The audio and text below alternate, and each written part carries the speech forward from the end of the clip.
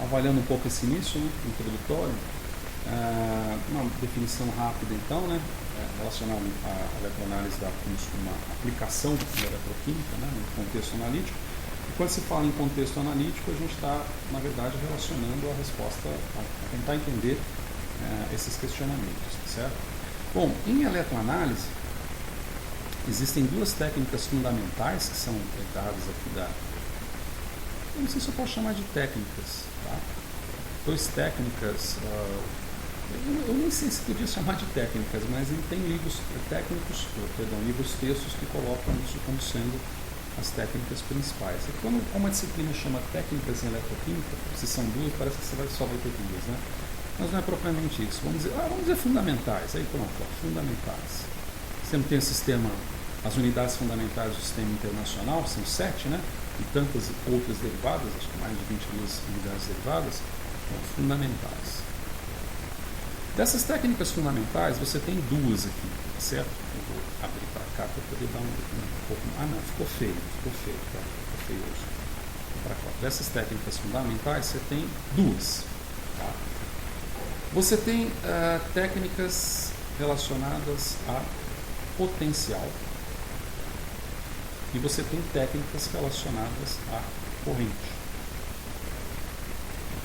Potencial e corrente, eles podem ser interligados. Isso aí você deve saber bem melhor do que eu, inclusive. Você interliga o potencial e a corrente pela famosa lei de Ohm, né, na qual o potencial vai ser igual ao produto pela resistência, tá certo? Elas são interligadas, portanto, o potencial, a corrente e a resistência, que por si só também estão relacionados, e agora já posso confundir vocês, mas vou ficar por aqui. Por si só estão relacionados também à energia. Isso aqui, o cachorrinho não vai ajudar muito não, né? Você fecha a janela aqui, se só um cachorrinho deve ser meu, mas o outro não deve ser meu. Bom, vamos lá. Coisas que acontecem nessas situações quase que ao vivo. Né? Eles estão relacionados à energia.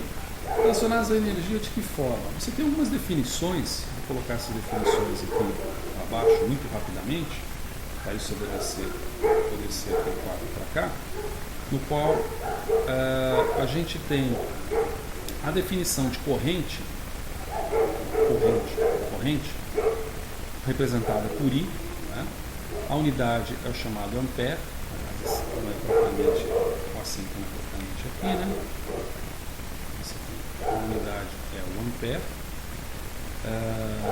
e ela é definida por coulomb por segundo, tá? Como unidade, em que o coulomb, para se ter uma associação também do coulomb, né? Não sei se está muito bem representado, vou puxar para cima, em que o coulomb, né? É uma unidade de força elétrica, ela está relacionada, por exemplo, à unidade elétrica, vamos colocar assim, unidade elétrica. Vou representar isso aqui como sendo menos, como sendo elétrico, né? Que seria algo como 1/603 vezes 10 a menos 19 coulombs. Seria uma representação. Como é um elétron, então você tem um sinal negativo, né? Mesmo valor para carga positiva contrária, tá? Mesmo valor. Mas o que importa é que você tem ali coulomb por segundo, essa é a unidade que a gente acaba medindo, inclusive, e com potencial de medição experimental no laboratório. Por outro lado, você tem o volt. O volt é medido, vamos colocar aí volt, né? Volt. Muitas vezes o volt é representado, vocês devem ter visto muitas vezes a representação, com a letra E, né? O V seria de volt e o E, o V seria de potencial, né, como unidade em volt, né, então a unidade aqui é volt, e o E está relacionado a potencial, mas em livros textos antigos, esse E sugere a chamada energia do eletrodo, tá? Energia do eletrodo, certo? Por isso que aparece esse E.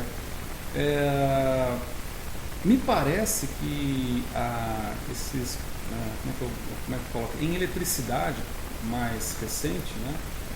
Recente talvez 30, 40 anos, esse E começou a ficar em desuso, certo? Então, em textos técnicos, científicos de eletricidade, não de eletroquímica, o V é que acaba sendo preponderante. E quando você pega ali artigos científicos ou livros, textos em eletroquímica, você vai ver o E muito mais preponderante, inclusive publicado até hoje em grandes revistas. O microfone veio para cá. Em boas e grandes revistas, né? Journal of Electrochemistry, Chemical Society e por aí vai. Tá bom? Mas o que importa, eu queria dizer, não é isso não. Isso aqui é definido como sendo uma relação de Joule por Coulomb. Então, observe que você tem duas unidades aqui que são bastante interessantes, porque quando a gente pega isso daqui, e aí a gente já pode até abreviar um experimento, né, um resultado experimental, normalmente de um processo que envolva potenciais e correntes, você já deve ter visto, até porque você escolheu essa disciplina como optativa, porque você já viu isso em algum lugar. Se a gente coloca aqui um potencial e aqui a gente coloca uma corrente, a gente obtém um determinado sinal elétrico, por exemplo, vai fazendo uma varredura de potencial, obtém uma determinada corrente, e isso dá, independente do sinal que dê, né, hoje eu não vou conseguir desenhar um patinho bonitinho. Você pode, por exemplo, limitar isso aqui a uma determinada faixa e obter uma área aqui, né? Então essa área aqui, essa área, que também vale um outro parênteses em termos de no que tange a convenções, né? A área pelo Sistema Internacional de Unidades, a área é dada em metros, tá? Mas a IUPAC, né, que regulamenta as normas químicas de química pura e aplicada internacionais, ela costuma utilizar mais o centímetro, né? Então você vai ter um eletrodo, você não vai medir o eletrodo em metro quadrado, você vai medir o eletrodo em centímetro. Então a unidade derivada de área aqui vai ser um pouco diferente, né? Então quando a gente fala, por exemplo, coeficiente de difusão do analito tal, normalmente isso é dado em centímetro por segundo, né? Ou unidades derivadas dependendo se é a primeira ou segunda lei de difusão de Fick, quadrado do comprimento. Bom, mas sem enrolar, se você perceber isso daqui, se você relacionar a corrente com o potencial obtido num experimento eletroquímico, você vê que isso aqui vai ser uma área, né? Essa área, portanto, vai ser a somatória experimental da corrente vezes, vou colocar dessa forma, né? Da corrente vezes o potencial, estou colocando em E, né? Então vou colocar E. Da corrente vezes o potencial, tá certo? Que numa análise de unidades, isso vai ser igual a corrente, ou seja, Coulomb por segundo, vezes o potencial, ou seja, Joule sobre Coulomb. Veja que quando eu faço isso daqui, olha que legal, eu corto esse aqui, corto esse daqui, e de repente eu tenho como área Joule. Joule é uma informação de energia, tá? Joule, caloria, é uma informação energética.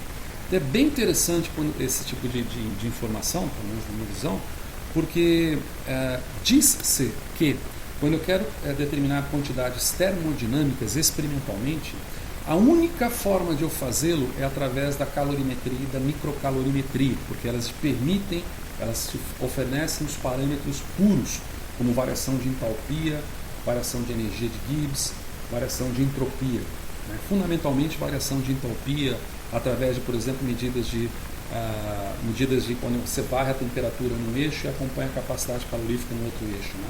A área disso te dá diretamente a variação de entalpia do sistema, né? Então é nobre a técnica microcalorimétrica nesse sentido, seria a única técnica que é capaz de oferecer parâmetros termodinâmicos de forma pura, de forma direta, e as demais de forma indireta. Então você pode obter, por exemplo, uma variação de entalpia ou uma variação de entropia utilizando um espectrofotômetro, né? Mas isso é uma forma indireta, você não está medindo a quantidade energética. Pois bem, look at aqui embaixo, na verdade tem que ser assim, não sei, não sei como é que eu represento para cá. Olha aqui embaixo, né? Olha aqui embaixo. Você tem uma quantidade. Cadê meu cursor? Tá bom, ótimo.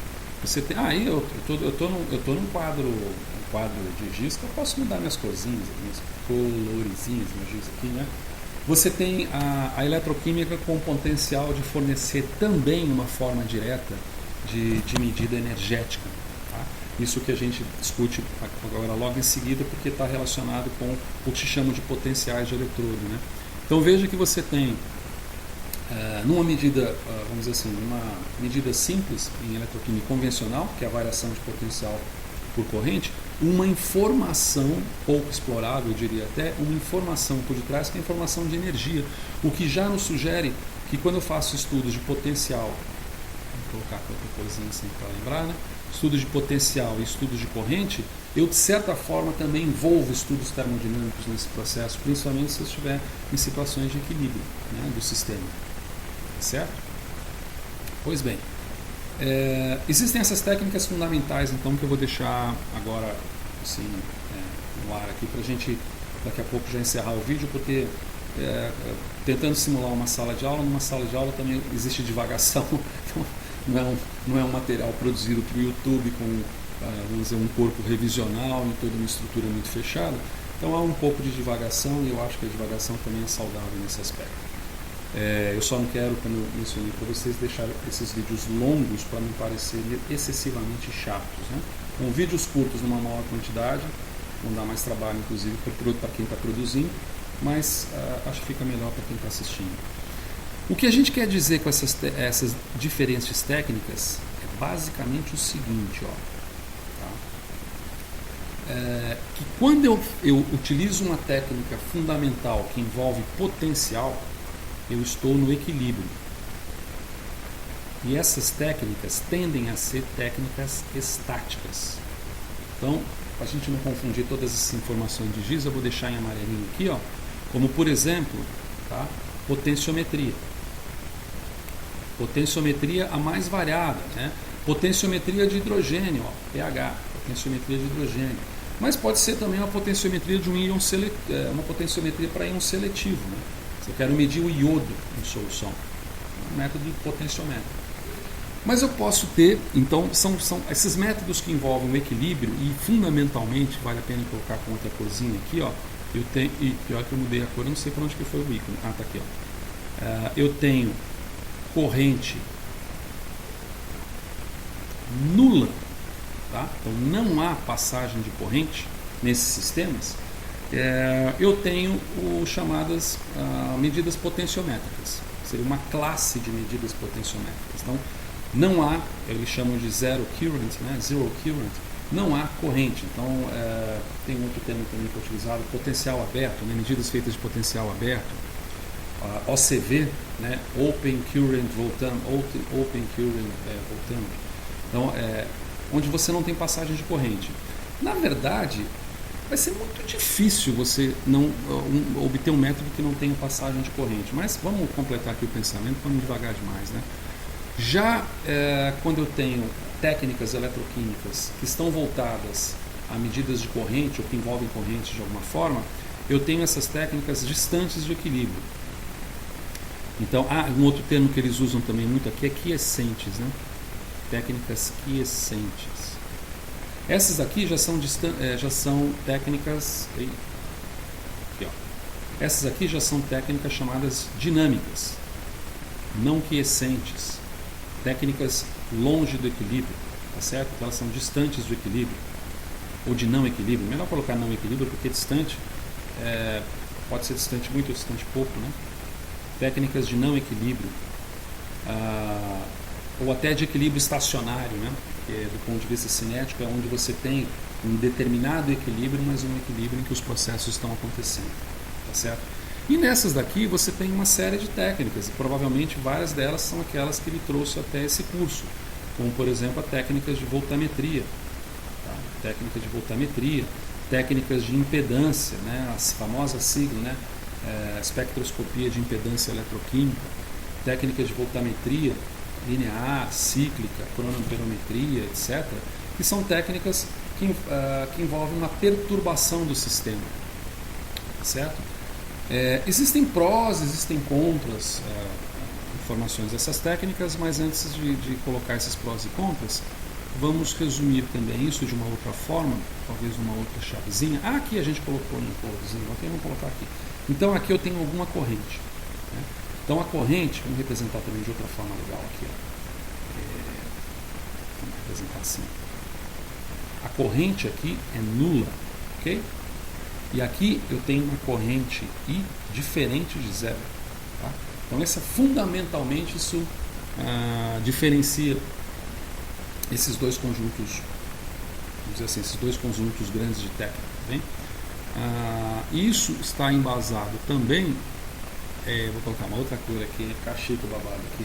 Isso está embasado também vamos dizer, num conceito fundamental que vai envolver todo e qualquer processo eletroquímico que a gente vier a estudar, que é o conceito no qual eu tenho uma espécie reduzida, e essa espécie reduzida se equilibra numa espécie oxidada mais um elétron. Pode ser 1, 2, 3, etc. Né? Então, sei lá, exemplificando aqui, para dar um exemplo, não precisa ser com essa cor aqui, porque não precisa chamar atenção. Né? Então, por exemplo, eu tenho o AgCl sólido, né? Eu posso dissociar isso daqui então em prata sólida mais um cloreto aquoso, por exemplo, mais elétron. Coube aqui? Coube, achei que estava indo para o outro lado. Tá certo? E aqui você tem taxas. Essas taxas são constantes, então eu posso ter aqui uma constante que eu posso chamar de K1 e posso chamar aqui de K2, onde esses Ks não são constantes de equilíbrio, né? São Ks do ponto de vista da convencional com letras minúsculas, tá? São taxas de velocidade. Sendo taxas de velocidade cinética, eu posso apresentar o seguinte, que quando eu tenho um método potenciométrico, eu tenho um processo em equilíbrio e, por definição de equilíbrio, reagentes e oxidantes estão sendo formados à mesma velocidade, à mesma taxa. E, portanto, isso indica, por conseguinte, que não há diferença. Posso colocar diferença? Vou colocar assim, como é que eu poderia colocar assim? Vamos colocar sem diferença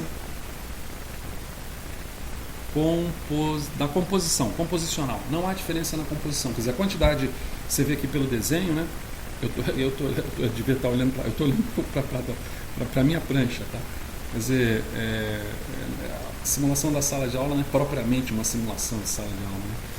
Mas você vê aqui, que essa espécie química reduzida e essa espécie química aqui oxidada, se você iguala as taxas cinéticas, e não importa se é primeira ordem, segunda ordem, se iguala as taxas cinéticas, significa que a quantidade de reagentes de material reduzido e material oxidado é a mesma. Então, se essa quantidade é a mesma, não há uma diferença de composição. Isso é uma característica das técnicas potenciométricas. E, por outro lado, se essas taxas forem diferentes, provavelmente isso vai gerar uma maior quantidade de reagente de um lado, de redutor de um lado, ou uma maior quantidade de oxidante do outro lado. Então você pode dizer que isso aqui há uma diferença de composição. Há uma diferença de composição química. Tá certo? Então é o mais comum, né? Quando você fala assim, eletrodo modificado de não sei o que lá, que alguma substância vai lá, sofre uma oxidação, né? Numa determinada situação. Tá? E a partir daqui você tem também uma série de outros desdobramentos. Tá bem? Eu vou encerrar rapidamente esse vídeo também, não quero ideia de torná-lo curto, e a gente já reinicia no próximo. Tá?